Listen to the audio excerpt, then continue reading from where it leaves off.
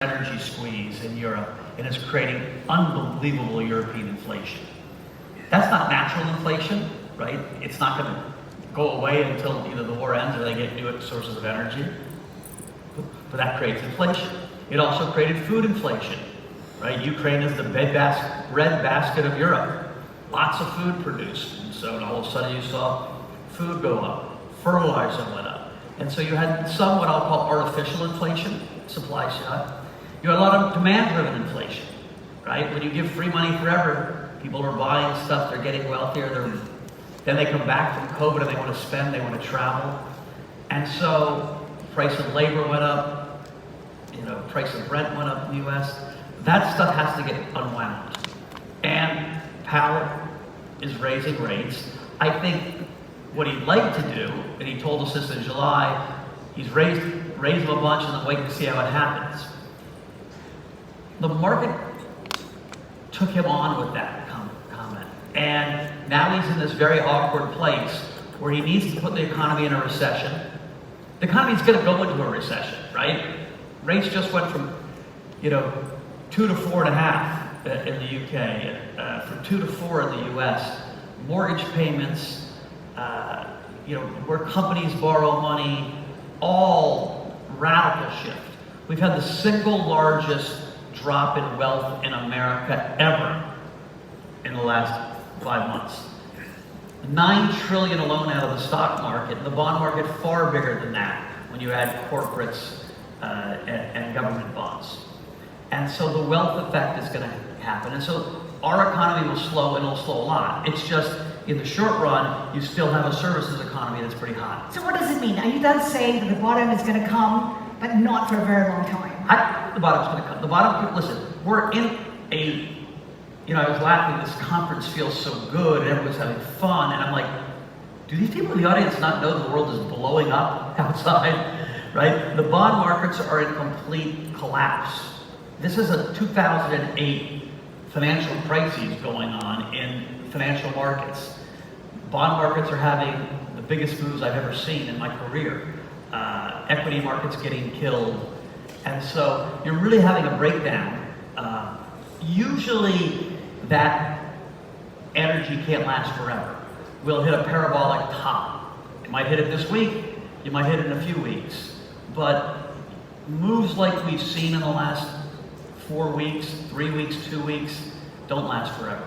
What are the risks yet to surface as we see cryptocurrencies fall? Well, let's talk about the real markets first, then I'll switch to crypto. People don't know they're fired yet. When companies are getting hammered like they are, there's going to be a response.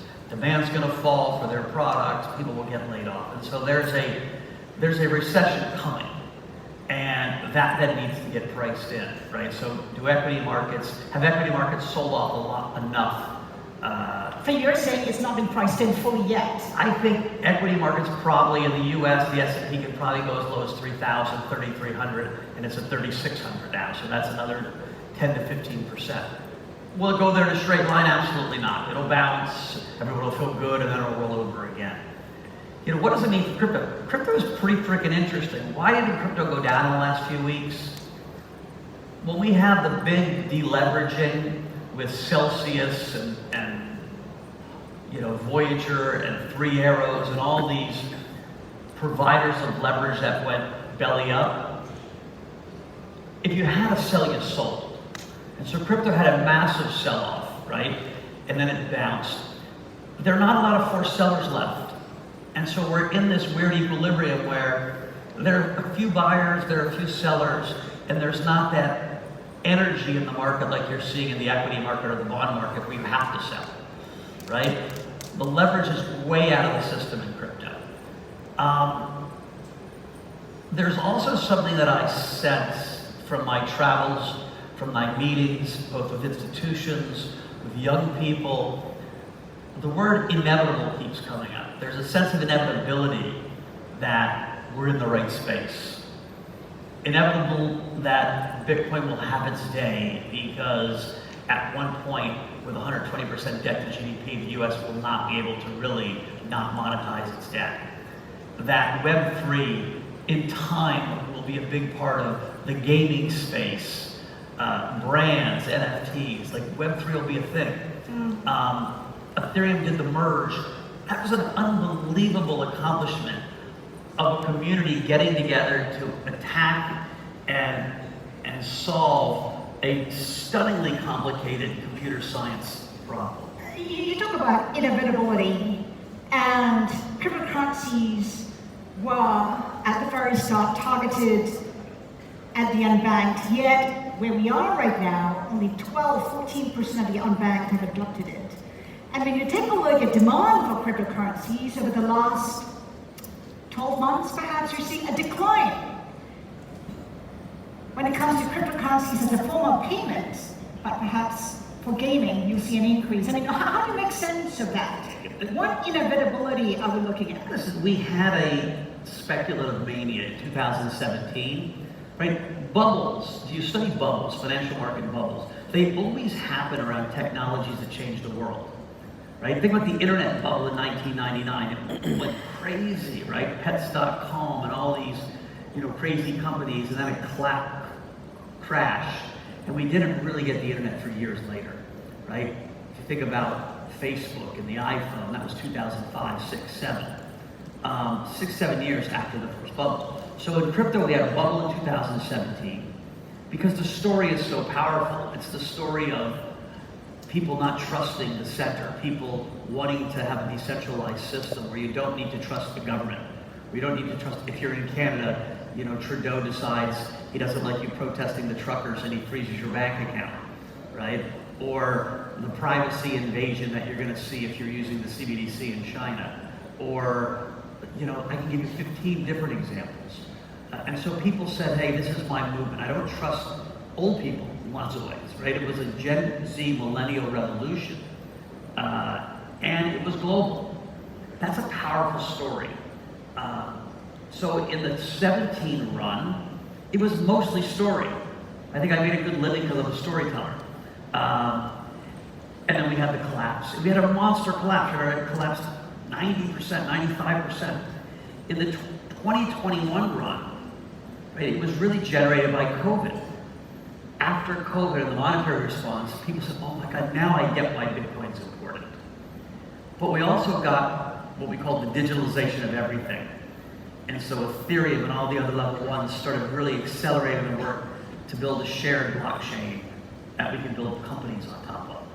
And I would tell you that the price action in 2021 was probably 80% story and 20% utility. This next bull run is going to have to be 50% story, 50% utility. And so, and I'm seeing it's people building applications, people building systems, A, that are fast and scalable, and B, that are user-friendly. We don't have them yet. That's why we're where we are. But in the next few years, they're coming. I want to talk about the fallout. We've not seen Max Payne, and you have said that you foresee 2/3 of the 1,900 crypto hedge funds will disappear, will dissipate, will go into thin air. Where are we now? Are we close? So hedge funds normally work on an annual basis, right? They have redemptions, some every 3 months, some every year. And most people will stick around longer than they think because they're hoping it comes back. I don't think there's a bailout coming for lots of funds that are down 60, 70%. I just don't. And then people look at the math and they're like, I'm not making enough money.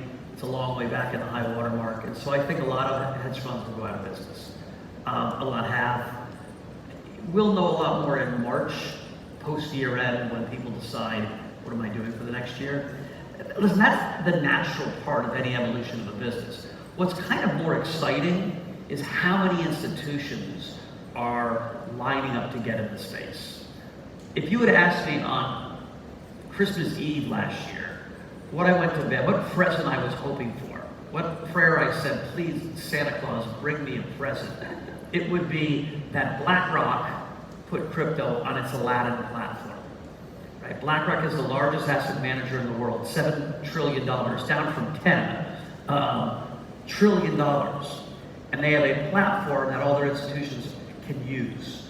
And they said this year, after having been skeptical in 2020, 2021, we're gonna allow Coinbase to have a product on it, and we're gonna put our own product on it. That's a big, big deal, and I'm seeing that with every institution. Citadel, probably the greatest hedge fund out there right now, or at least the most profitable.